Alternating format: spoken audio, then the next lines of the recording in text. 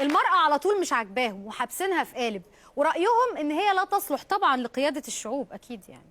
اما دول بقى ما يصلحوش لقيادة الشعوب، امال مين اللي يصلحوا؟ اللي عندهم شنبات.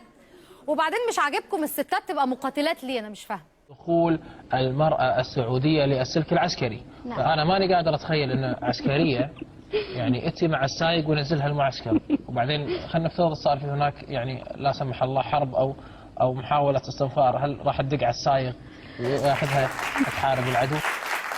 طب تعالى لي يا اخويا كده البس لبس جيش وانزل حارب مع الستات الكرديات المحترمات اللي هزموا داعش. هز طولك كده ورينا نفسك. الله عليك، وتحيه كبيره بقى بجد عشان انا بحب الستات دول فعلا. ربنا ينصركم. على فكره بقى العنصريه والقولبه دايما بتطول الستات، خاصه للاخوه اللي عندهم ذكوره متضخمه كده. قناعه كبيره عندي انه الستات ما بتعرفش تسوق. انا اي ست بتسوق بمشي بعيد عنها. المرأة تركيزها برضو ضعيف شوية. اتفضل خلاص انت ايه؟ تعالى كلمها بقى هتعيط. يا ترى مدام لميس موافقة على الكلام ده؟ مش ممكن والله.